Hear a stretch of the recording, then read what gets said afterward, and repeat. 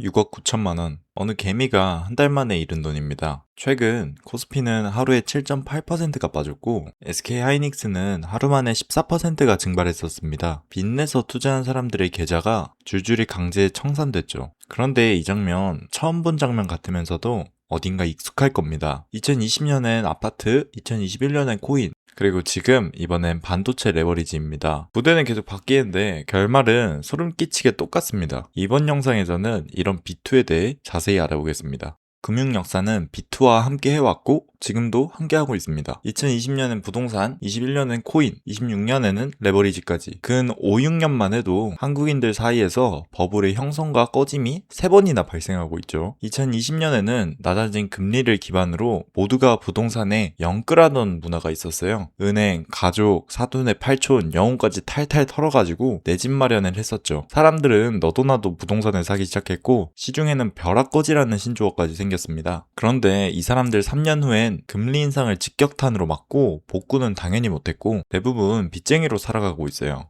21년에는 시중에 풀려있던 돈을 타고 모두가 코인에 가자를 외치던 문화가 있었어요. 마이너스 통장도 뚫고 코인 레버리지까지 땡기며 투자를 했죠. 직장인들은 화장실에 숨어서 차트를 보고 대학생들은 하루 종일 오픈 채팅방에서 시황을 살폈어요. 그런데 1년 뒤에 금리 인상으로 코인 가격이 폭락하면서 코인에 투자했던 사람들은 코인의 인기와 같이 사라졌습니다. 근데 이 빌어먹을 인간들은 학습이 안 된 건지 누가 침팬지 조상 아니랄까봐 이번엔 반도체 레버리지에 꼬라박고 있어요. 너도 나도 레버리지를 투자하고 있고 심지어 레버리지에 B2까지 얹고 있어요. 그렇게 쌓인 B2가 무려 36조, 역대 최대랍니다. 도대체 그는 5, 6년 동안 이런 상황이 반복됐다는 걸 뻔히 아는데도 왜 이런 투자가 계속되는 걸까요? 반복되는 각본에는 항상 같은 이유가 있습니다. 첫째, 돈이 흔해집니다. 금리가 낮아지고 시장에 돈이 넘치면 그 돈은 갈 곳을 찾습니다. 예금 이자로는 성에 안 차니까요. 둘째, 포모. 나만 놓치는 거 아니야? 하는 불안이에요. 옆자리 동료도, 동창도, 심지어 이웃들도 아파트로, 코인으로 돈을 벌었다더라. 이런 소리가 들리기 시작하면 가만히 있는 내가 괜히 바보 같고 뒤처지는 것 같습니다. 그리고 이 불안은 오픈 채팅방으로, 유튜브로, 커뮤니티로, 사람에서 사람으로 옮겨붙어요. 이번엔 진짜다. 남들이 다 타니까 나도 탑니다. 셋째, 지렛대 레버리지입니다. 내 돈이 부족한 이 빚을 얹어 판을 키웁니다.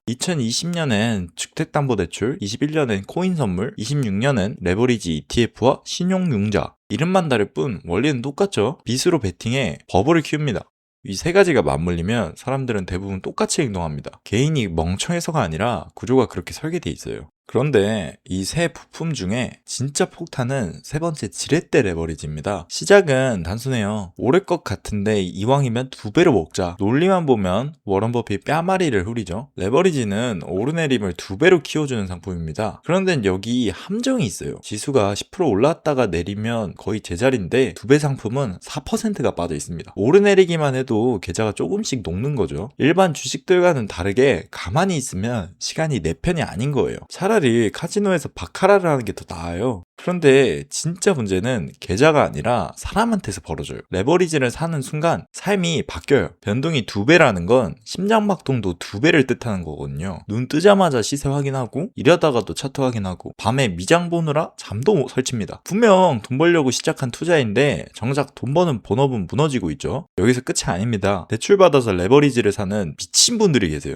그냥 인생의 헛슬 그 자체죠. 얼마나 빈민가에서 탈출하고 싶은지 감도 안 잡혀요. 호미들 그 자체입니다. 이번 7월 폭락에서 계좌가 유독 깊게 파인 분들, 폭락으로 되뇌 전두엽까지 자극받으신 분들, 대부분 이런 투자하시는 분들일 겁니다. 이런 폭락이 터지면 댓글창은 항상 똑같아요. 역시 도박의 민족, 몰빵 DNA는 못 속인다. 역시 한국인 칭찬한다. 이런 것들이죠. 그런데 정말 그럴까요? 저는 이 진단이 반은 맞고 반은 틀렸다고 봐요. 저희는 지금 월급으로는 절대 집을 못 사는 시대에 살고 있어요. 집은커녕 월급으로 생활하는 것조차 헐떡이면서 버티고 있죠. 그 와중에 인스타에서는 잘 나가는 사람들만 보여요. 나는 한 번도 가보지 못한 호캉스, 한 번도 먹지 못한 오마카세, 한 번도 입지 못한 명품들을 입은 사람들이 자랑질을 하죠. 앞은 막혔고 옆은 날아다니는 이 상황에서 적금을 해야 한다는 소리를 듣는 게 오히려 더 정신 나간 소리처럼 들립니다. 그러니 한 방을 노리는 거죠. 레버리지는 서민들 입장에서 도박이 아닌 인생 역전의 기회를 주는 수호천사인 거죠. 근데 우리 이미 봤잖아요. 부자로 만들어주는 기회인 줄 알았던 레버리지가 알고 보니 그지로 만들어주는 기회라는 걸. 월급으로는 답이 안 나오고, 그렇다고 레버리지를 타자니 그지행 부스터고, 가만히 있으면 벼락거지 되고,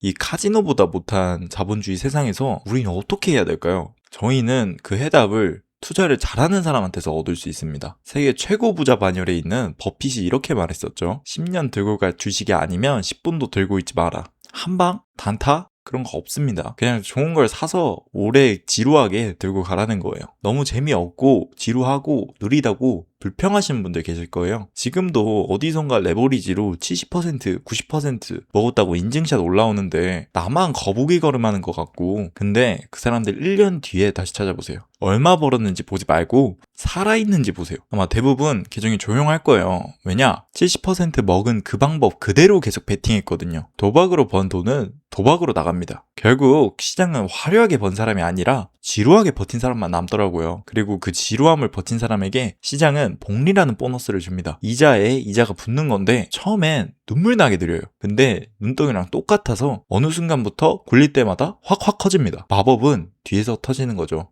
이 각본 몇 년 뒤에 무조건 재방송됩니다. 이름만 바뀌어서요. 부동산, 코인, 반도체, 다음 뭐가 될진 모르겠지만 이번엔 진짜다 라는 대사는 토시 하나 안 바뀔 거예요. 그때 여러분은 딱 하나만 기억하세요. 그 드라마 주인공 안 해도 됩니다. 소파에 앉아서 팝콘 드시면서 여러분의 눈덩이나 굴리세요. 어차피 결말은 우리가 다 스포해드렸잖아요.